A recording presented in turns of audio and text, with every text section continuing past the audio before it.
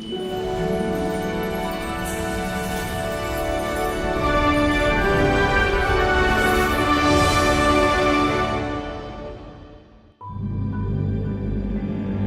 do have such a diverse landscape. We are incredibly fortunate. To maintain the range of habitats and plant communities, and indeed the associated species that we've come to value so much, we have to intervene. To make sure that we help protect the heritage for the future, because it can so easily be lost. Good evening and welcome to this week's edition of Exploring Island Heritage. Today we're finding out more about the changing nature of the island's natural history and managing the land for conservation and public access.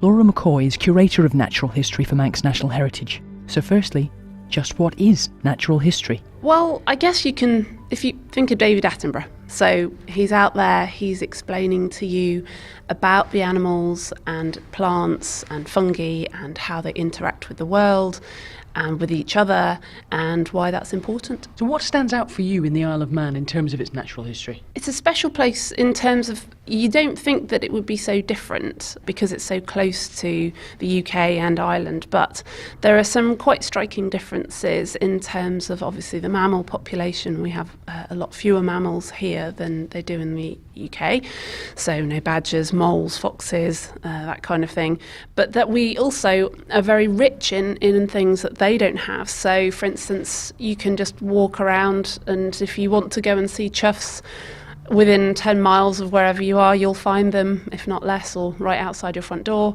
Hen harriers, again, the same thing. So certainly bird life is very rich here, and there are things that I've seen here that I've never seen anywhere else, or things that are just commonplace here where I may have only seen once through binoculars very far away, going to a special different place where I've maybe spent money going on a holiday or something, and here it's like, oh, it's just outside my front door, how amazing. And in terms of looking at the past and the present day, what are the contrasts there between, I suppose, the changing natural history? Well, I guess obviously it's very in current terms now, and the impact that the oceans are having, and how we have been affecting the oceans in terms of overfishing or unstructured fishing and pollution and runoff and all of those things, and how that is changing. So you hear reports from herring fishermen and days gone by where they could say you could practically walk on the backs of the fish because there were so many of them in the sea. And obviously that's not the case today, as all over the world with lots of other animals, there just isn't the abundance that there was. If you globally, I think that humans have reduced the biomass, not just the species, but the biomass of animals by 50%. And if you think, the globe, and how much there is in it, and we have decimated it, and we can't continue to do that. But at the same time, the Isle of Man is making great strides in trying to help protect that, and in many ways is ahead of a lot of places in terms of, now, only very recently we've put in steps so that 10% of our coastline is now protected areas, and that's amazing, and so much hard work has gone into that, so well done everyone at DEFA.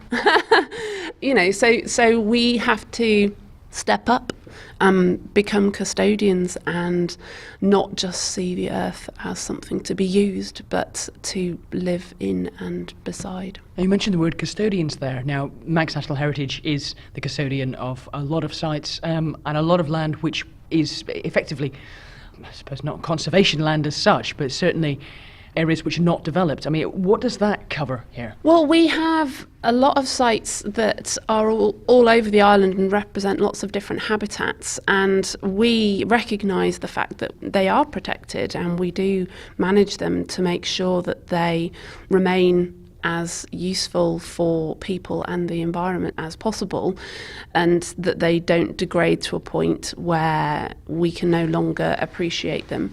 And it is an important role because we realise that, well, we're paid for by the public for a start, so we serve, and also just to make sure that we help protect the heritage for the future, because it can so easily be lost.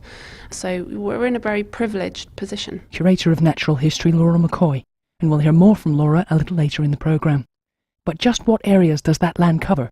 And why does the Manx Museum and National Trust manage lands in the first place? To find out, we join Properties Manager for Manx National Heritage Shaun Murphy in the north of the island. So we're out at Maughold Brooghs, and we're just on the north side of Maughold Head, looking over a field which is about 11 acres.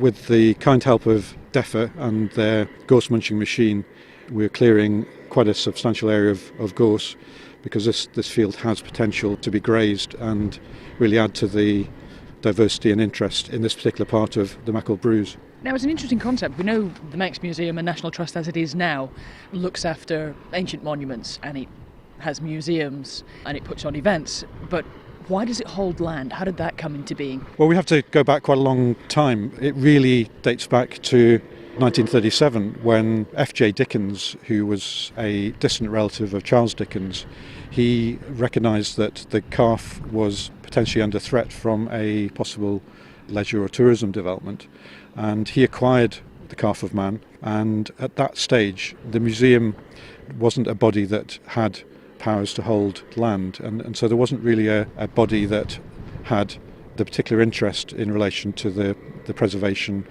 of land. So at that point, Dickens very rapidly then gifted the Calf of Man to the English National Trust.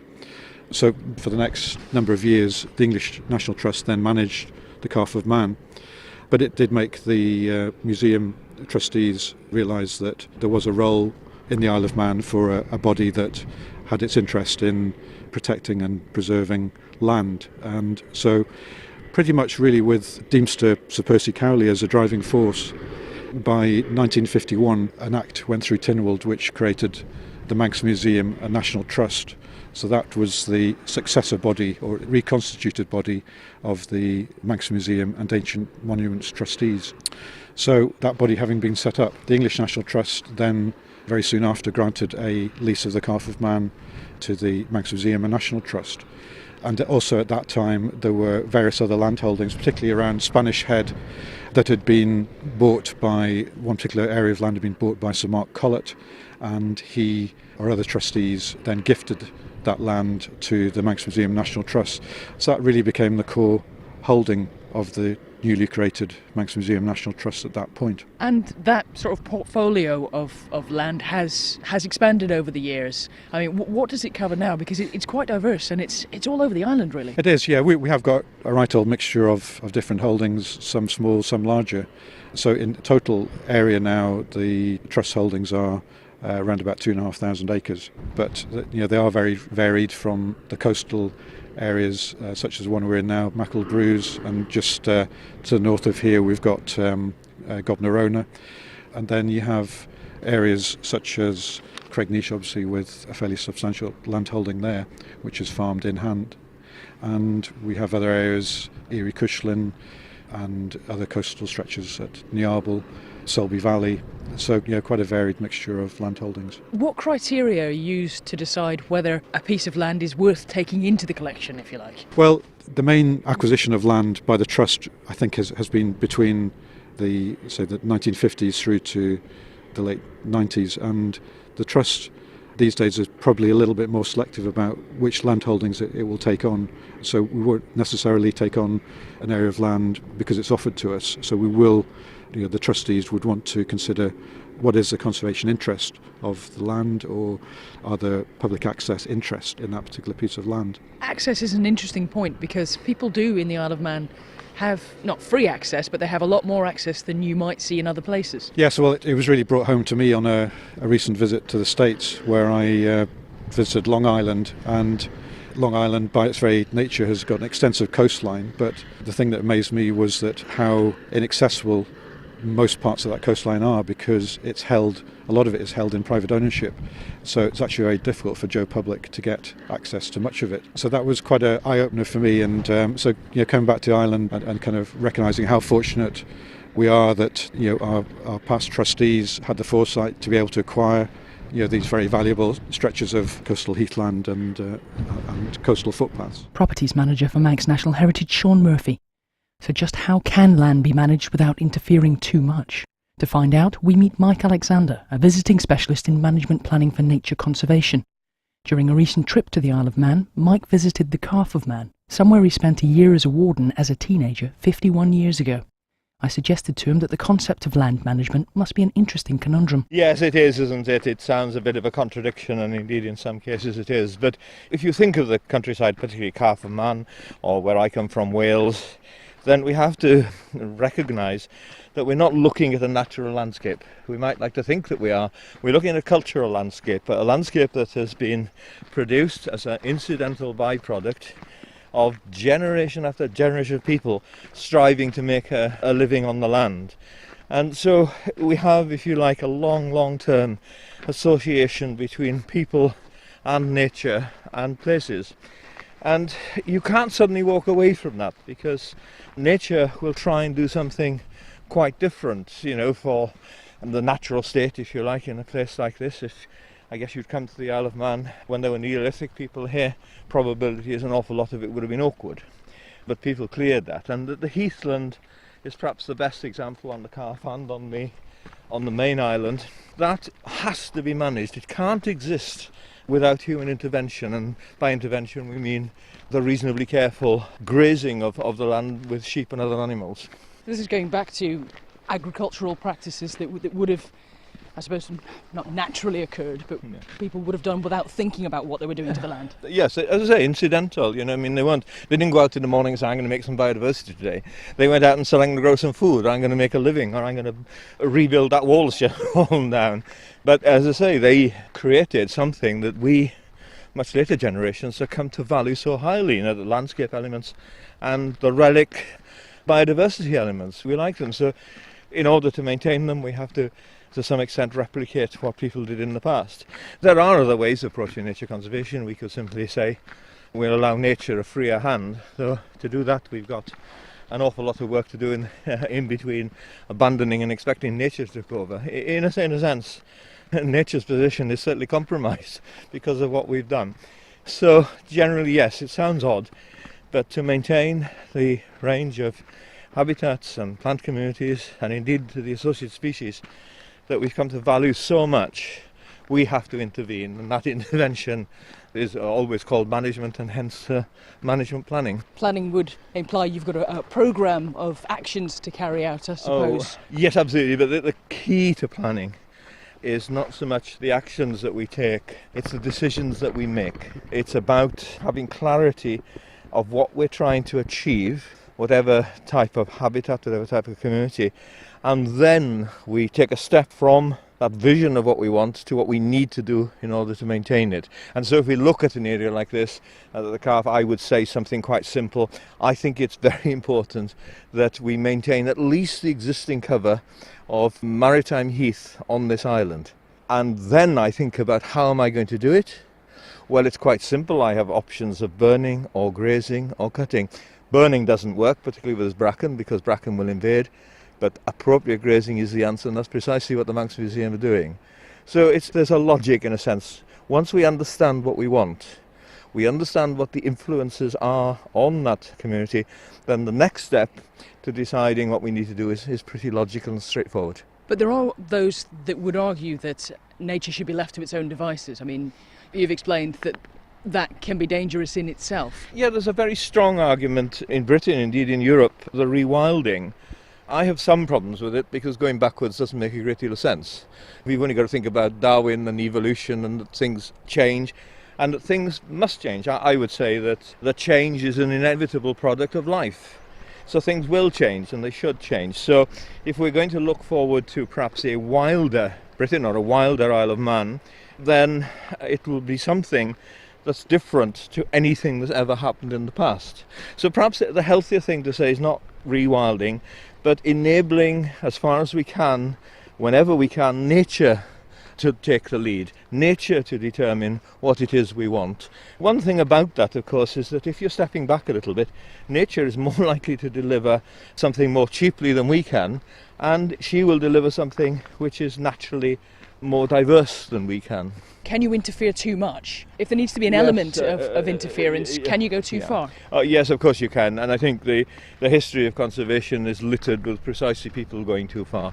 People feeling that they want to give priority to a particular species, a bird, for example, what I would call cherry picking, picking things that are desirable, fluffy, cute creatures, putting emphasis on those, and forgetting that whenever you give one species an advantage, you're placing many other species at a significant disadvantage. So it has happened, but I think that's the grim days of yesteryear. I think that conservation has come of age, and we understand that our obligation is rather more to do with managing ecosystems, functioning ecosystems, than it is cherry picking and picking little bits and pieces that happen to interest us at any given time. Now we're here on the Calf of Man, looking at the landscape around us. You've touched on it already. What do you make of what you see? I'm quietly amazed, to be honest. We're not so quietly either. This is a spectacular achievement. Talk about getting the management right. What's happened on most places is that you've either had overgrazing or undergrazing or other forms of inappropriate management, and the vegetation that we see in front of us has simply disappeared. Now, standing here looking at the sea, we've got the Chicken Rock on our right, we're looking at the most fabulous red fescue sward, the grassy sward, beautifully kept in place by the sheep that are keeping it down. This is not only an incredibly rich botanical habitat, if you like, but it's providing so much for the chaff. And as we walked down from the farm, we saw those fields. Now, I was here 51 years ago, and those fields were rank and completely overgrown. They had little interest, and now they've been opened up, and you can see the diversity of species in the sward. And what I keep coming back to, of course, is this wonderful heath that surrounds it. So what you're looking at is, yes, it's not a natural landscape. Let's not go there. It's a semi-natural landscape, but one which offers huge opportunities for species. And how valuable is an area like this, which is protected as such? It's away from everything else. There isn't sort of a strong chance of development. It's so rare. In the British context, places like this are very far and few between. Places that are owned by a sympathetic organisation who understands what's necessary to take the appropriate actions to maintain them in this condition. They're extremely rare, and they're diminishing. I saw heather, both heathland, both here and on the mainland Isle of Man over the last couple of days, that I would give anything to see in Wales. We know we have it in small patches, absolutely nothing on this scale. And one thing nature likes is large areas of healthy ecosystem. Fragmented ecosystems, bits and pieces here and there, really don't meet our requirements. So to see, if you like, healthy habitat on this scale is quite wonderful. Visiting Specialist in Management Planning for Nature Conservation, Mike Alexander. You're listening to Exploring Island Heritage, and on this week's programme we're finding out about the changing nature of the island's natural history and managing the landscape. The Isle of Man has a landscape which is diverse, but is that typical of islands? Curator of Natural History, Laura McCoy again. Well, it depends how islands are formed. I mean, islands are so diverse. For instance, you've got coral atolls, which are just made out of sand, or you've got Krakatoa, which is a volcano. So, islands, there's no cookie cutter for islands, but the Isle of Man is very diverse in terms of its landscape, its geology, well, everything really. I mean, even if you just look at, we've got a model of the Isle of Man in one of our galleries, and until you see that, and you're just driving around, you probably don't sort of think about it, but once you see the model and you can see the extremes of, we've got a mountain, which is amazing for such a small place. We've got a mountain. So, yeah, it is very diverse. And that was actually, when I was moving here, one of my colleagues in my last place, he's a geologist, and he bought me a geology of the Isle of Man. And he said, there's a lot of stuff over there, And I was like, really? And he said, yeah, there's all kinds of things. It's got an incredible diversity of geology, and that's also represented in the land. Now, in terms of being an island, does the fact that we are on an island protect the island's natural history, or does it make it more vulnerable? No, islands definitely are more vulnerable in terms of something small can happen, and because you've got such a small area, there's no buffer. So, you do have to be quite careful, and especially when it comes in terms with things like protecting species. So, for instance, we have a wonderful abundance of bird life, for instance, but, for instance, when you hear of islands that have had animals introduced that weren't supposed to be there. We don't have that in terms of... So I was going to put the example of there's an island in Scotland where they had hedgehogs introduced, and that virtually eradicated all of their bird species because they were seabirds and they were nesting on the ground, and the hedgehogs eat eggs.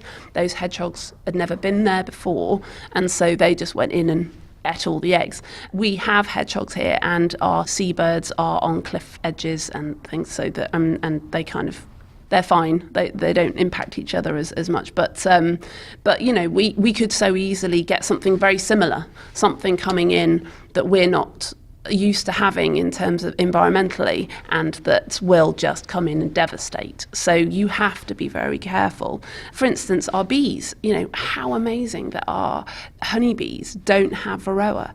It's just such a wonderful jewel in the crown to say that we've not got this terrible parasite on our honeybees, and yet it would be so easy for somebody to say, be a beekeeper across and go, oh, well, I'd love to continue keeping bees, but I'm going to retire in the Isle of Man. I'll bring over all my beekeeping kit. And then, boom, you've got a varroa infestation, and that will decimate our bee population.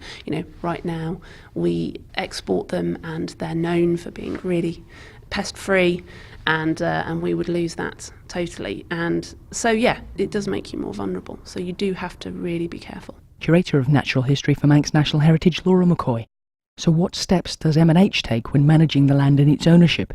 Properties Manager Shaun Murphy again. The land is really managed in a number of different ways. Some of our land is tenanted, so we will have various prescriptions in the lease about how the land is managed, but the day-to-day management of the land is left with the tenant.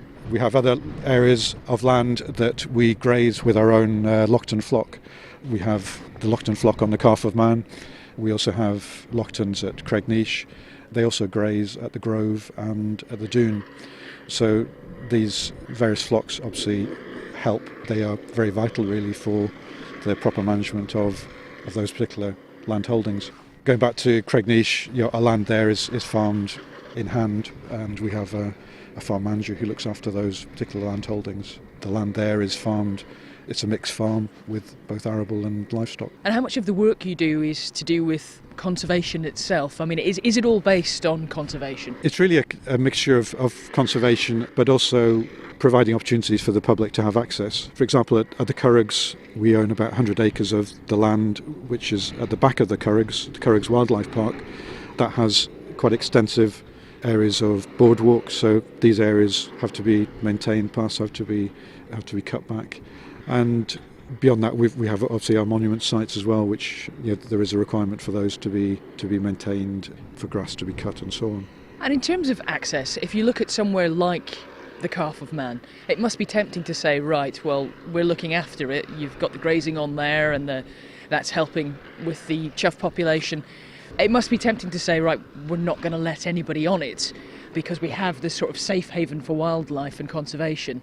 But there is access to it for the general public pretty much any time. Yeah. Yes, I think it'd be all too easy that would be the simple answer, would be to say, we don't want it to have any possible interference with the wildlife, and in particular the bird interest on the calf.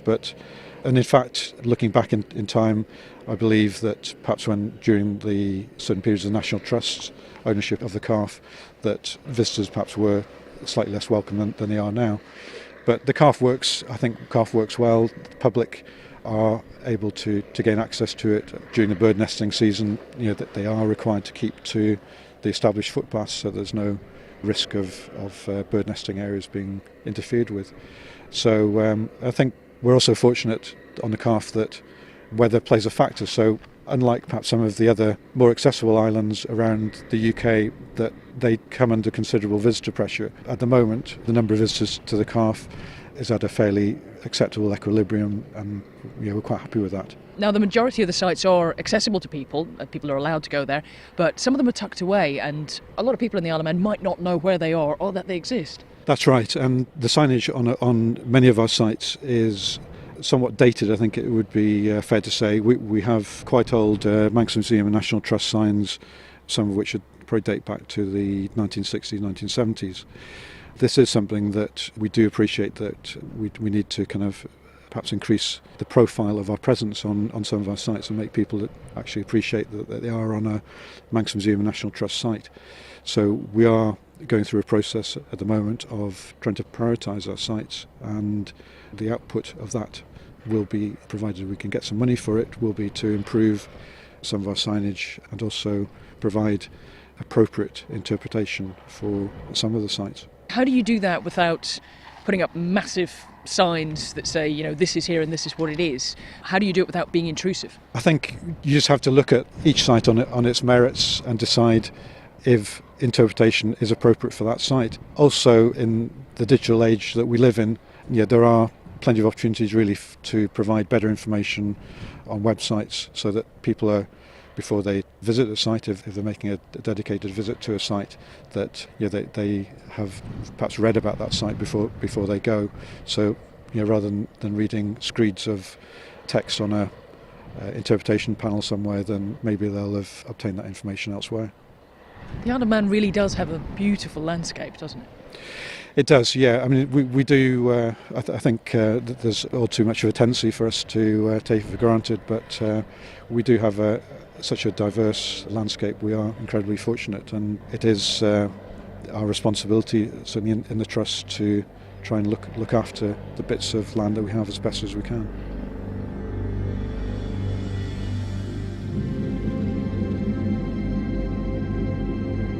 Properties Manager for Manx National Heritage, Shaun Murphy. That's it for this week's programme. We'll be exploring more island heritage at the same time next week.